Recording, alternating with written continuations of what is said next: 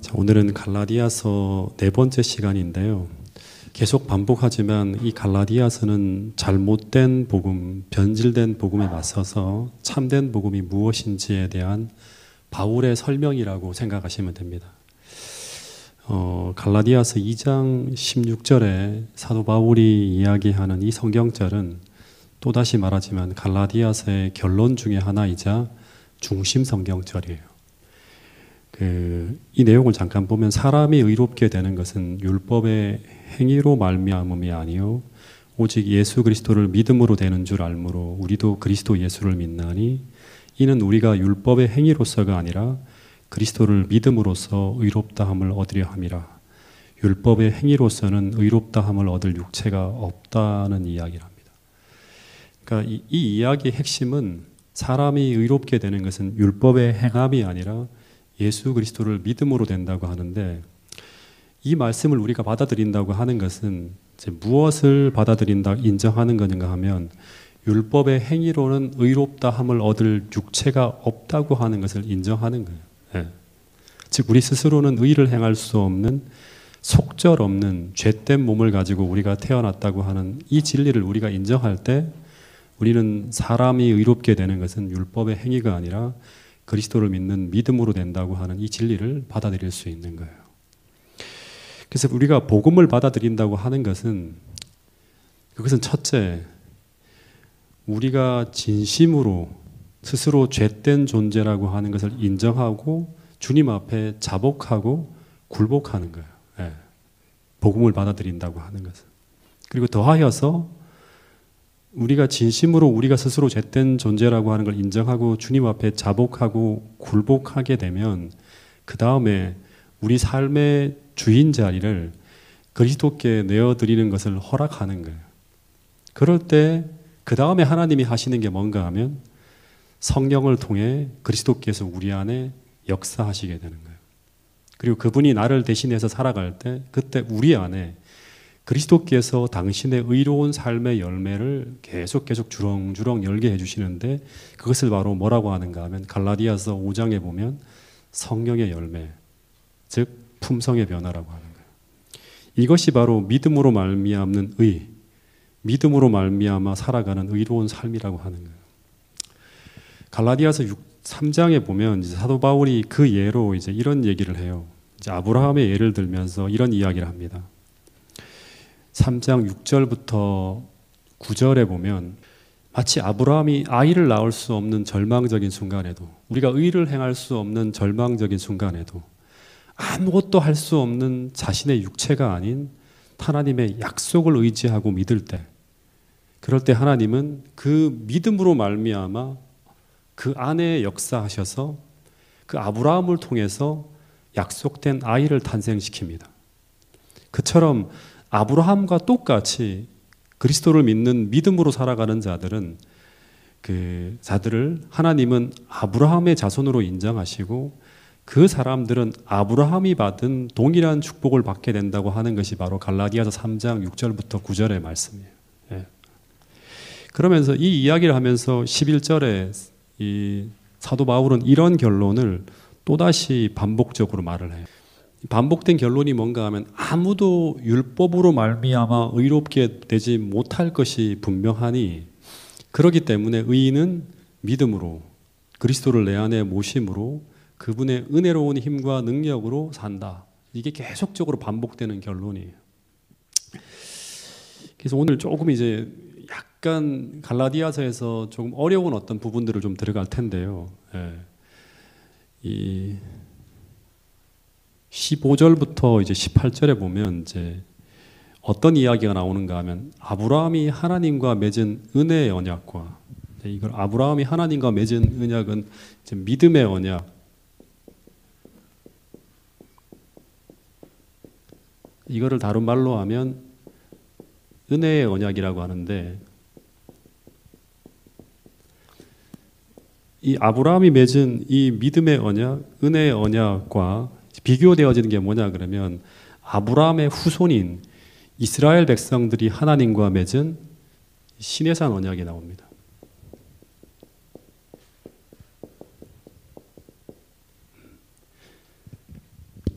이게 같은 것인가 다른 것인가를 비교하는 이제 이야기가 갈라디아 3장 15절부터 18절까지의 내용 속에 나오는데 같이 한번 먼저 읽어보겠습니다. 이 내용을.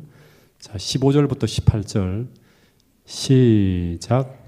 형제들아, 내가 사람이 이대로 말하노니 사람의 언약이라도 정한 후에는 아무도 패하거나 더하거나 하지 못하느니라. 이 약속들은 아브라함과 그 자손에게 말씀하신 것인데 여럿을 가리켜 그 자손들이라 하지 아니하시고 오직 한 사람을 가리켜 내 자손이라 하셨으니 곧 그리스도라. 내가 이것을 말하노니 하나님께서 미리 정하신 언약을 430년 후에 생긴 율법이 폐기하지 못하고 그 약속을 헛되게 하지 못하리라. 만일 그 유업이 율법에서 난 것이면 약속에서 난 것이 아니리라. 그러나 하나님이 약속으로 말미암아 아브라함에게 주신 것이라. 예. 여기 보면 이제 형제들아 내가 사람의 예대로 이제 말하노니 하면서 사람의 언약이라도 정한 후에는 아무도 패하거나 더하지 못한다고 하는 말을 하는데 이 사람의 언약이라고 할 때 이 언약이라는 말이 이제 히브리어로 그 디다케라고 하는 이제 단어를 쓰는데 근데 이 단어가 히브리서 9장 17절에도 이제 나와요. 거기선 유언이라는 말로 사용되어집니다. 사람이 말한 유언은 사람이 그 말을 하고 죽잖아요. 그러니까 변경되거나 바뀌어질 수 없죠. 예. 마찬가지로 하나님의 약속도 이 언약도 그 유언장보다 훨씬 더 확고한 분, 영원한 세월 동안 단 한 번도 변혁지 않으신 하나님의 품성의 신실함으로 맺어졌기 때문에 변경되거나 취소될 수 없다고 하는 거예요. 그래서 하나님이 한 번 약속한 것은 상황이나 환경이 변한다 하더라도 변경될 수 없다고 하는 거예요. 근데 그 약속이 무엇인가 하면 16절에 보면 이제 이 아브라함 그 약속은 아브라함과 그 자손에게 말씀하신 내용이라고 합니다. 근데 여기 본문에 보면 그 자손이 누구인가 하면 하나님이 그의 자손을 여럿을 가리켜 후사라 하지 않고 오직 한 사람을 가리켜 내 자손이라고 했다고 하는데 그 한 사람이 누구인가 하면 이제 여기 보면 단수로 썼잖아요. 후손들이 아니라 후손이에요. 그러면 아브라함의 후손은 누구죠? 후손들이 아니라 한 사람. 아브라함이 낳은 아들이 누구예요? 예, 이삭이에요, 이삭. 근데 바울은 이 문자적인 이삭보다 궁극적인 의미인 예수님을 가리켜 하는 말이라고 해석을 합니다. 근데 여기서 우리가 좀 한 가지만 좀 더 살펴보고 넘어가야 되는데 이삭과 예수님이 유사한 게 되게 많아요. 예. 이삭과 예수 둘 다 아브라함의 후손으로 태어나는 그 자손인데 이삭과 예수님의 유사한 특징 중에 몇 가지를 한번 대보세요. 아는 것들을. 이삭과 예수 그리스도는 전부 다 아버지의 사랑하는 아들이죠. 그죠? 하나님의 사랑하는 아들, 또 아브라함의 사랑하는 아들이고 둘 다 외아들입니다. 하나밖에 없는 아들이에요. 그리고 둘 다 이복 동생들에게 미움을 받습니다. 이삭은 이스마엘에게, 예수님은 그의 이복 동생들에게. 그리고 창세기 22장에 보면 이삭이 3일 동안 죽음의 길을 걸어서 모리아산에 제물로 드려지는 장면과 살아나오는 장면은 예수님의 십자가의 장면을 그대로 보여주는 그런 내용이라고 합니다. 그리고 가장 극적인 닮은 꼴 중에 하나가 뭔가 하면 이삭의 탄생과 예수님의 탄생이에요. 하나는 90세 노파, 이제 아이를 낳을 수 없죠. 또 하나는 19세가 아니라 뭐 소녀, 동정녀 마리아죠. 예. 스스로 아이를 낳지 못하는 점이 같은데 둘 다 기적을 경험하면서 성령의 능력으로 아기를 출산합니다. 근데 창세기 18장에 보면 예수님께서 이제 여호와께서 사라에게 아이의 탄생의 약속을 전할 때 사라가 어떻게 하는가 하면 장막 뒤에 숨어서 이 이야기를 들었을 때 내가 늙었거늘 어찌 아들을 낳으리요 하면서 막 속으로 웃어요. 이때 창세기 18장 14절에서 여호와께서 이런 말을 해요. 뭐라고 하는가 하면 여호와께서 능치 못할 일이 있겠느냐. 근데 이 말씀을 사라가 듣고 어떻게 하는가 하면 믿어요. 이 말씀을. 처음엔 웃지만. 그리고 그 믿음으로 사라가 하나님을 바라볼 때 하나님은 그 믿음을 통해 똑같이 말합니다. 사라에게로 들어가서 그 아이를 탄생시키기에 불가능한 조건과 환경 가운데서 약속의 아이를 출생시킵니다. 이것이 바로 뭔가 하면 믿음으로 말미암는 의의 경험이에요. 그런데 예수님 당시에도 똑같이 처녀 마리아도 천사가 아이의 탄생에 대한 약속을 전할 때 사라와 비슷한 말을 해요. 뭐라고 하는가 하면 나는 남자를 알지 못하는데 어찌 이런 일이 있겠습니까? 라고 하면서 사라와 똑같은 반응을 보여요. 그때 그 천사가 뭐라고 하는가 하면 대저 하나님의 모든 말씀은 능치 못하심이 없느니라. 똑같은 말을 해요. 그러자 마리아가 이 말씀을 듣고 믿음으로 어떤 고백을 하는가 하면 주의 계집종이 오니 주의 뜻대로 이루어지이다. 그러면서 이 말씀을 듣고 믿어요. 그리고 이런 믿음의 고백을 합니다.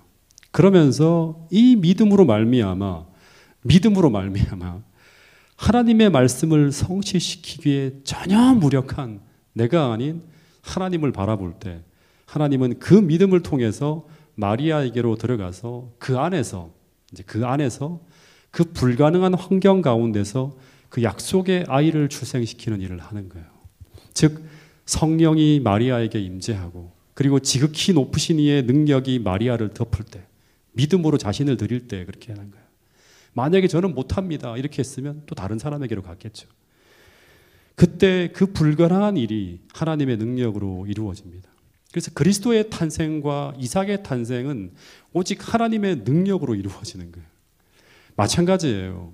모든 아브라함의 후손들은 아브라함의 믿음을 이어받은 사람들이 아브라함의 후손이라고 하죠.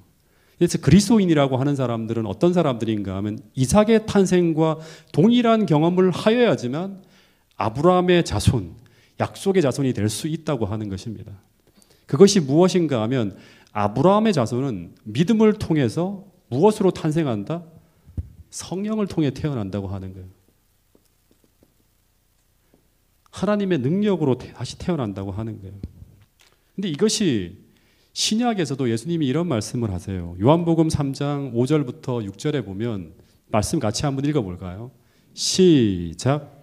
예수께서 대답하시되 진실로 진실로 내게 이르노니 사람이 물과 성령으로 나지 아니하면 하나님 나라에 들어갈 수 없느니라. 하나님 나라에 들어가고 하나님 나라를 보는 사람들이 누구인가 하면 아브라함의 후손들이에요. 약속의 땅을 바라보잖아요. 약속을 바라보고 사는 사람들이에요.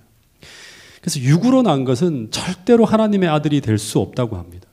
왜냐하면 오직 성령으로 거듭난 사람만이 성령으로 살 수 있어요. 성령으로 거듭난 사람만이 그리스도께서 우리 안에 역사하시는 그 성령으로 성령의 지배를 받으며 살 수 있는 거예요. 그 사람만이 성령을 통해서 하나님 나라를 볼 수 있고 그들만이 천국에 들어갈 수 있다고 성경은 이야기하고 있는 것입니다. 그런데 그렇게 아브라함이 소유한 믿음을 가지고 하나님의 백성으로 거듭난 자들에게 하나님은 아브라함에게 축복하신 그 동일한 축복의 약속을 주셨고 그들은 그 축복의 약속을 받으면서 살아갑니다. 근데 그 약속은 무엇인가 하면 대표적인 게 무언가 하면 17절에 보면 갈라디아서 3장 17절에 보면 믿음으로 모든 사람이 하나님의 은총과 구원을 받게 된다고 하는 이 은혜의 언약이에요. 은혜의 언약. 이거 아브라함이 창세기 12장, 15장, 17장 계속 22장 계속 받은 게 바로 믿음의 언약, 은혜의 언약이라고 하는 거예요. 근데 17절에 보면 어떤 말을 하는가 하면 17절에 보면 아브라함과 미리 정한 이 언약을 하나님께서 아브라함과 미리 정한 이 언약을 그 후에 430년 후에 세워진 율법이 폐할 수 없다고 하는 거예요. 430년 후에 세워진 율법이 뭐죠?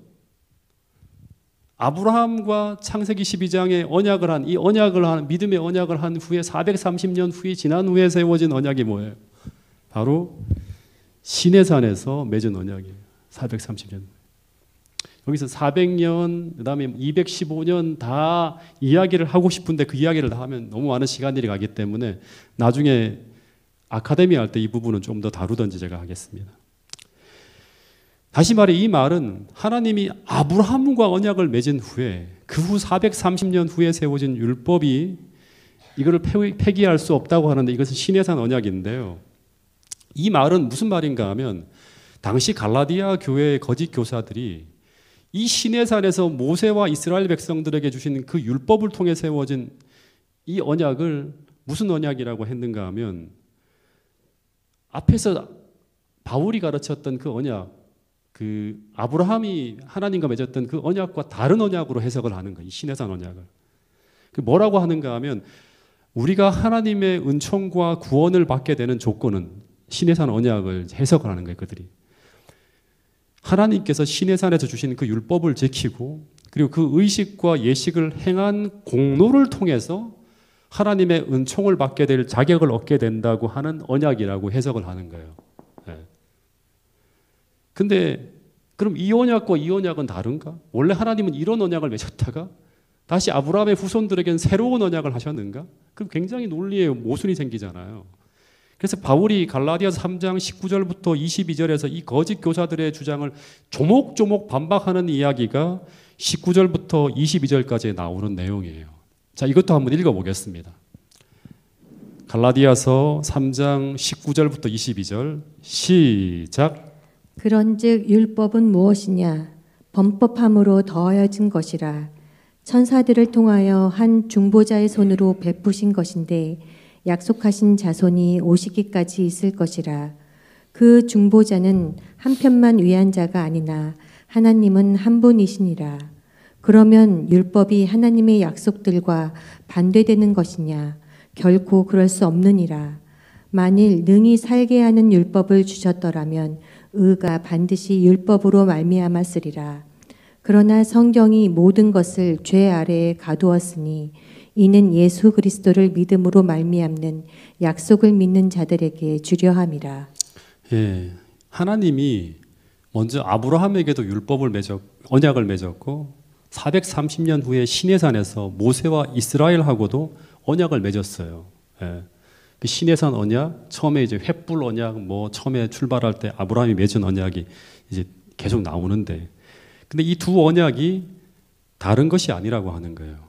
근데 잘못 해석을 하면 이 하나는 은혜의 언약이고, 그리고 믿음으로 맺은 언약이고, 믿음으로 맺은 언약이고, 은혜의 언약이고, 시내산에서 맺은 언약은 율법을 지킴으로 구원을 얻는다고 하는 이 율법의 언약이라고 또 다르게 이렇게 해석할 수 있는 거예요. 근데 이 언약이 다른 언약이 아니라고 하는 거예요.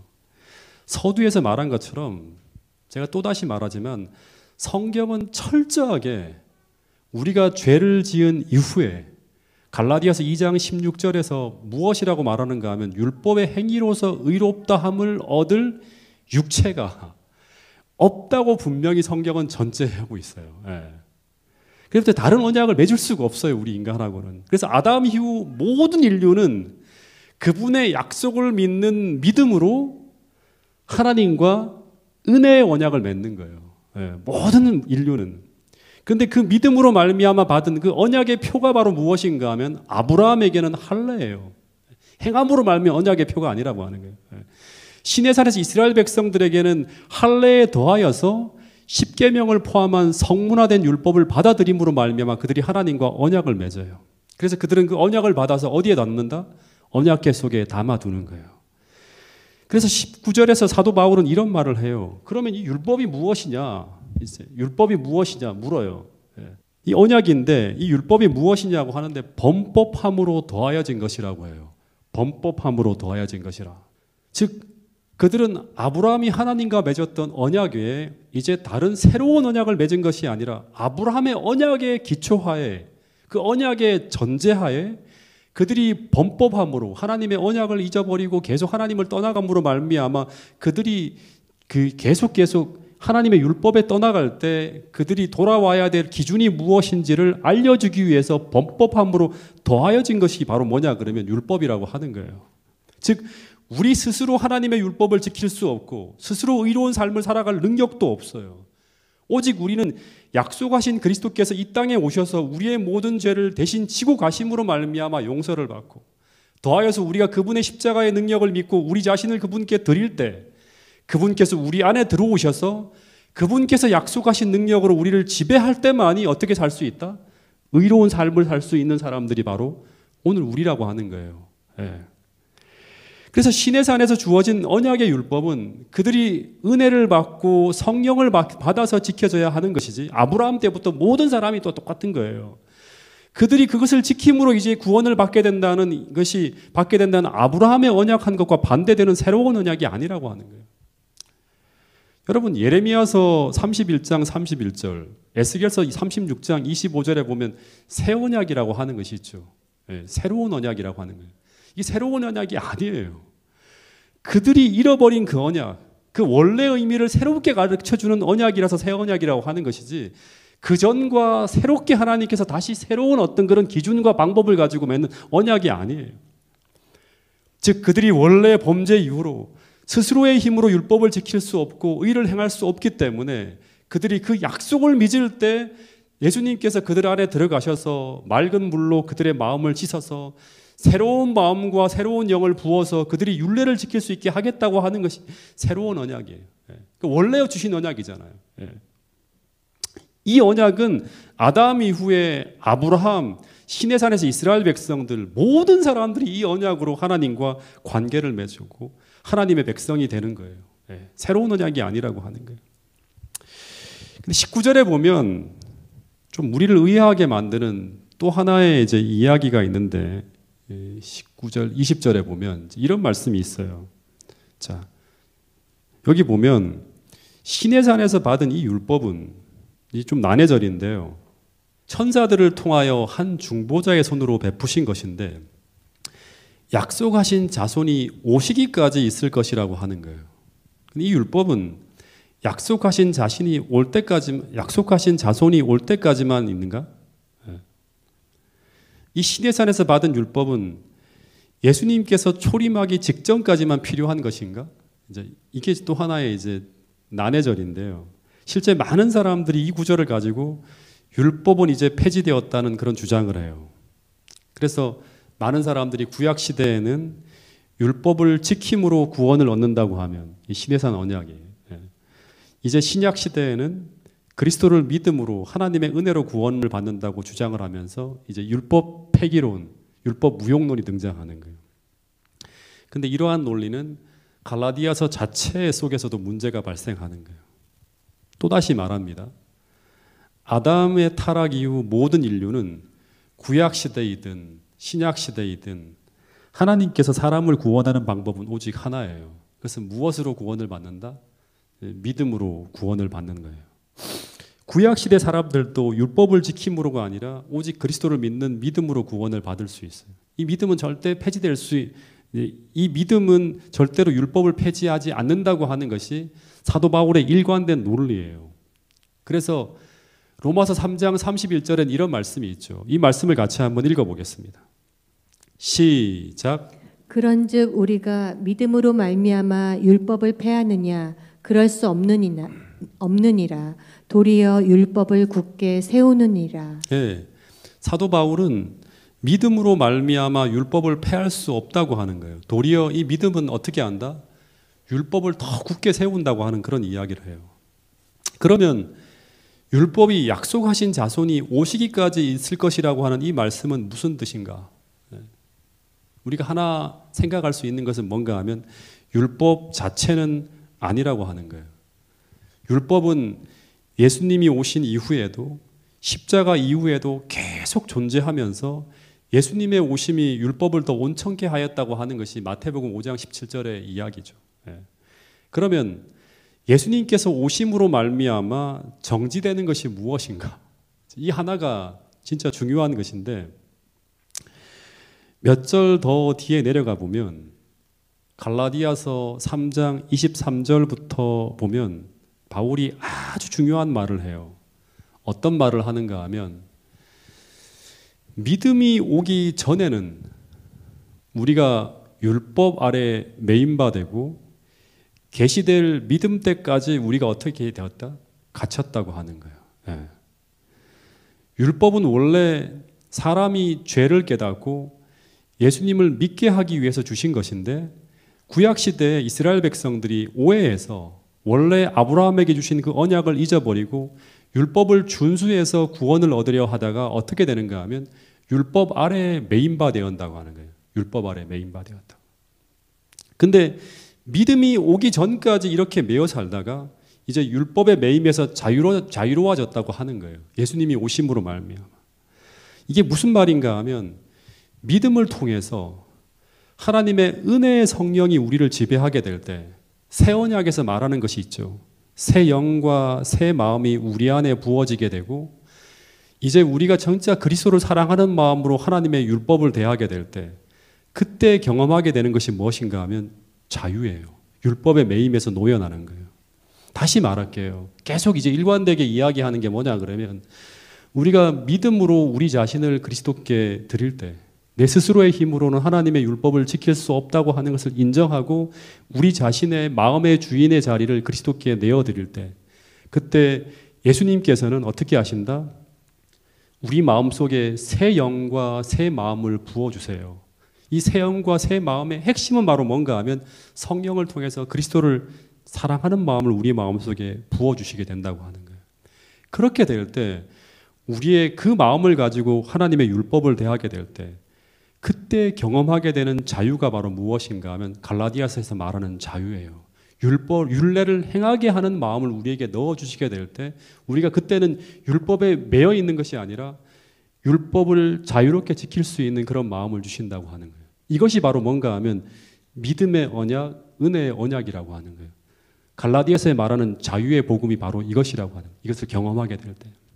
그래서 억지로 지키는 것이 아니라 그리스도의 사랑이 우리로 하여금 율법을 지키게 하여 주는 거예요. 이것이 바로 믿음으로 율법을 폐하느냐? 그럴 수 없느니라. 믿음을 가진 사람들은 율법을 어떻게 한다? 도리어 굳게 세운다고 하는 거예요. 이것을 사람들에게 가르치고 보여주고 전해야 되는 것이 바로 뭔가 하면 재림교회에 주어진 바로 기별이라고 하는 것입니다. 그래서 원래 하나님께서 율법을 주신 목적은 그것을 지킴으로 구원을 얻게 하기 위함이 아니라 첫 번째는 19절에 보면 율법이 무엇이냐? 범법함으로 더하여진 것이라고 하는 말처럼 첫 번째는 뭐냐 그러면 죄를 깨닫게 하는 거예요. 죄를 깨닫게 하는 거예요. 우리가 하나님의 언약을 떠나가고 있고 하나님의 은혜에서 멀어지고 있음을 깨닫게 하도록 하기 위해서 율법이 주어졌다고 하는 거예요. 이 로마서 3장 20절 율법의 행위로 그 앞에 의롭다 하실 육체가 없나니 율법으로는 죄를 깨달음이라. 로마서 7장 7절에도 율법으로 말미암지 않고는 내가 죄를 알지 못하였으니. 그래서 이런 이야기를 가지고 야고보서 1장 23절부터 25절에 보면 이 사도 야고보는 무슨 말을 하는가 하면 이 율법은 거울과 같은 기능을 한다고 합니다. 거울. 그러니까 내 자신을 들여다보는 거예요. 예. 두 번째 또 하나의 기능이 뭔가 하면 율법을 주신 목적은 죄를 깨닫게 한 후에 그 다음에 어떻게 할까요? 율법의 기능. 두 번째. 이게 진짜 중요한 기능인데 율법을 깨닫게 한 후에 어떻게 할까요? 그 사람을 그리스도께로 인도하는 기능이에요. 이것을 가지고 갈라디아서 3장 23절부터 25절에는 무엇으로 표현하고 있는가 하면 몽학선생이라고 하는 말로 표현하고 있어요. 첫 번째는 거울의 기능, 두 번째는 몽학선생의 기능이라고 하는 거예요. 몽학선생이라고 하는 것은 무엇인가 하면 이제 그 어떤 한 아이를 다음 단계까지 이제 인도하는 어떤 인도자 역할을 하는 게 바로 이제 몽학 선생이에요. 잠깐 좀 이게 비유를 좀 설명을 드리면 이제 우리가 아침에 일어나서 어김없이 하는 일이 무엇이죠? 이제 거울을 보는 거예요, 그렇죠? 거울을 보면 간밤에 내가 얼마나 지저분하게 잤는지를 알게 돼요. 거울 앞에 서면 자신의 모든 추함과 흐트러짐이 다 드러납니다. 이 거울은 우리의 모든 것을 다 폭로해요. 이게 바로 뭐다? 율법의 기능이에요. 예. 다 잘못된 걸 다 드러내는 거예요. 근데 율법이 아무리 최고의 법이고 아무리 영광스럽고 아무리 거룩하다 하더라도 이 거울만 보고 있으면 그 더러워진 우리의 모습이 깨끗해질까요? 그렇지 않죠. 율법은 계속 보여주기만 하는 거예요. 그러면서 한마디 들려주는 게 바로 뭔가 하면 빨리 어디로 가라? 예수님께로 돌아가라 하는 거예요. 이게 율법이 하는 말이에요. 기능이에요. 그런 의미에서 바울이 율법을 뭐라고 하는가 하면 우리를 어디로 인도하는 그리스도께로 인도하는 모학 선생이라고 하는 거예요. 이 모학 선생이라고 하는 말은 헬라어로 파이다고고스라고 하는 이제 단어를 사용하는데 이게 남자 아이의 후견인이라는 그런 의미래요. 그 당시 시대에 보면 로마의 이제 아주 부유한 집에는 전부 다 이 모학 선생이 있었다고 합니다. 이 모학 선생은 이제 어떤 사람인가 하면 그 집의 노예 출신 중에서 한 사람을 발탁해서 모학 선생으로 삼아요. 아주 똑똑하고 괜찮은 그런 사람을 선택해서. 근데 이 모학 선생은 실제로는 선생이 아니래요. 선생과는 달리 아이를 교육하는 기능을 맡은 존재가 아니라 보호하고 훈계하고 통제하는 기능을 가지고 있는 존재가 바로 이 모학 선생이라고 합니다. 예를 든다 그러면 학교에 통학시키는 일을 이제 이 모학 선생이 한다고 합니다. 그리고 사고라든가 불량배로부터 보호하는 일. 그래서 그 아이의 행동을 감독하고 감시하는 역할을 하였지 아이를 가르치는 일은 하지 않았다고 합니다. 그 그림이라든가 무단에 보면 이렇게 심지어 아이를 체벌할 수 있는 허락도 받았대요. 이렇게 이 회초리를 가지고 아이를 때리는 그런 역할도 했다고 합니다. 그래서 이 모학 선생은 실제 선생이 아니기 때문에 이거를 뭐 초등교사로 번역하는 것은 잘못된 번역이라고 하는 그런 학자도 있어요. 그런데 율법이 하는 역할이 이거라고 하는 거예요. 율법은 우리를 한 단계 교육해서 그리스도께로 인도하는 게 아니라고 합니다. 우리를 변화시키고 교육시키는 분은 오직 누구다? 그리스도뿐이라고 하는 거예요. 그래서 우리는 이 율법을 통해서 우리가 얼마나 곤고한지, 얼마나 그리스도가 필요한 존재인지를 깨닫게 해서 예수님께로 나가게 하는 기능을 하는 것이 바로 뭔가 하면 이 율법의 기능이라고 하는 거예요. 모학 선생이 우리를 어디로 인도한다? 그리스도께로 인도하는 거예요. 그래서 이 율법을 통해서 우리의 심령의 가난함을 느끼면서 비로소 예수님께로 나갈 때 그때 그리스도의 은혜와 그리스도의 성령께서 우리의 마음을 지배하게 되고 그때 우리는 어떻게 된다? 비로소 변화되어진다고 하는 거예요. 제가 한 30년 전에 이제 갈라디아서 연구하면서 제가 30년 전에 읽었던 한 책이 생각이 났어요. 옛날에도 이제 갈라디아서 연구할 때마다 내가 오래전에 읽었던 그 책이 자꾸 떠올려지더라고요. 그게 바로 뭔가 하면 빅토르 위고라고 하는 사람이 쓴 레미제라블이라는 책이에요. 상당히 두꺼운 책인데 이 책을 보면 한 100페이지까지는 미리엘 주교라고 하는 사람의 이야기가 나와요. 그 사람이 얼마나 선하고 얼마나 예수님 같은지를 쭉 설명해. 되게 재미있게 감동 있게 읽었어요. 그러다가 100페이지 좀 지나면 장발장이라고 하는 사람이 등장합니다. 근데 이 사람은 진짜 그 시대 가난한 그런 가족들을 위해서 배가 너무나 고파갖고 빵을 하나 훔쳤는데 그것으로 감옥에 들어가게 됩니다. 근데 이 장발장은 거기 감옥에 갇혀 있으면 안 돼요. 그래서 거듭거듭 탈옥을 해요. 아이 집안 식구들을 살려야 되기 때문에. 그러다가 잡히고 또 잡혀서 감옥에서 몇 년을 보내는가 하면 19년을 보냅니다. 율법이라고 하는 것은 은혜라는 것은 전혀 없고 무조건 죄 지으면 감옥에 가고 징역을 살게 하는 거예요. 그러다 이 사람이 19년 만에 추록을 해서 나오긴 하는데 그에게 따라붙은 하나의 표가 뭔가 하면 이 죄인의 표, 가까이 접근하면 안 되는 그런 어떤 표를 하나를 받아요. 모든 사람들이 그를 받아주지 않습니다. 밥을 사 먹을 수도 없고 잠을 잘 수도 없고 세상에서 모든 사람이 이 사람을 거절하는 거예요. 어디를 가서 좀 쉬려고 하면 총을 들이대고 나가지 않으면 죽여버리겠다고 위협하고 모든 사람들이 가까이 오지 못하게 하는 거예요.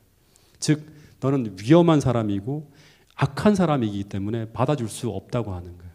근데 우리가 원래 율법 아래에 살면 우리는 범죄자로 낙인되어서 이렇게 살아야 되는 거예요. 왜냐 그럼 우리 본질 자체가 죄인이기 때문에. 근데 이 장발장이 너무너무 힘들게 살다가 떠돌아다니다가 어느 한 착한 노파에 의해서 미리엘 주교라고 하는 사람을 소개받아요. 다 당신을 버려도 세상 모든 사람이 다 당신을 버려도 이 미리엘 주교라면 당신을 받아줄 것이라고.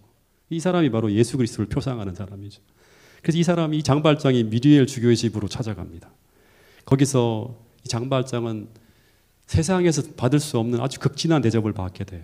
정성 들여서 차려진 식탁, 그리고 따뜻하고 가장 귀한 손님이 쓰는 평안한 잠자리, 그리고 죄수라고 비난하거나 경멸하지 않고 심지어 이 미리엘 주교는 이 장발장을 뭐라고 부르는가 하면 내 형제라고 불러요. 예수님이 우리를 형제라 부르기를 부끄러워하지 않죠. 근데 그런 대접을 받고도 이 장발장은 어떻게 하는가 하면 그 탐욕의 눈이 물어서 은접시를 훔쳐 달아납니다. 곧바로 잡혀요. 경찰에 잡혀 또 잡혀와요. 그래서 이 사람은 이제 종신형을 살 수도 있는 그런 상황이에요. 또 죄를 지었기 때문에. 그리고 이렇게 살 수밖에 없는 사람인데, 근데 여기서 반전이 일어나죠. 제가 참 감동이 되었 것은 이 책을 보면서 감동이 되면서 읽었던 건 뭔가 그러면 이 장발장이 물건을 훔쳐 달아난 것을 알고도 이 미리엘 주교는 이미 장발장이 잡혀오기 전에 미리엘 주교의 마음에는 용서가 되어 있었다고 하는 거예요. 예수님의 모습이죠. 경찰이 아주 강하게 장발장을 비난하면서 이 사람의 범죄 사실을 다 제시해요. 근데 미리엘 주교는 오히려 장발장이 어떻게 하는가 하면 은접시는 내가 준 것이라고, 훔쳐간 것이 아니라고. 그리고 내가 주기로 했던 이 은초대는 왜 안 가져갔냐고 하면서 그 집에 있는 은초대를 다 꺼내와서 이 사람의 짐에다가 2개를 더 담아줍니다.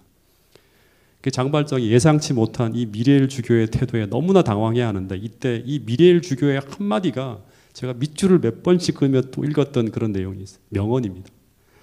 뒤에 딱 돌아가는 장발장을 향해 던진 한마디가 너무나 명언이었는데 뭐라고 하는가 하면 잊어서 버려서는 안 된다고 하는 거예요.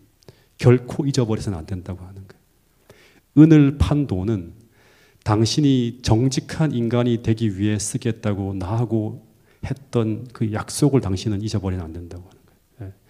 은을 판 돈은 당신이 정직한 인간이 되기 위한 일에 쓰겠다고 나하고 했던 그 약속을 잊지 말아라 하는 거예요.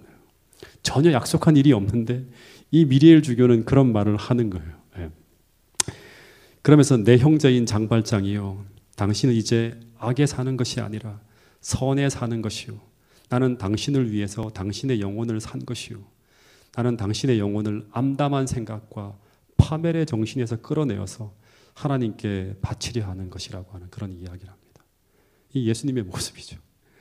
법은 그를 용서할 수 없다고 맹비난하며 그를 정죄했지만 그로 인해서 그는 미리엘 주교에게로 인도되어져 갑니다. 그리고 이 죄인 장발장이 미리엘 주교를 만남으로 말미암아 그는 그 안에서 세상 어디에도 존재하지 않는 아주 뜨거운 사랑을 경험하면서 새로운 인물로 거듭나게 되는 거예요. 그래서 이 19년의 옥살이를 한 이 사람은 어디에도 쓸모없는 위험한 인물이었는데, 원래 우리는 그런 인물이거든요. 사람들을 사랑할 수도 없고 이기적으로 살 수밖에 없는 그런 위험한 인물이었는데 이 사람은 어떻게 되는가 하면 변화되어져요. 어떻게 변화되어지는가 하면 나중에 하여튼 새로운 도시에 가서 성공한 사업가가 돼요. 그리고 이 사람의 이름도 장발장에서 마들렌이라고 하는 이름으로 새롭게 바뀝니다. 완전히 이전과 다른 새로운 인생을 살아가는 사람으로 변화되어지는 거예요.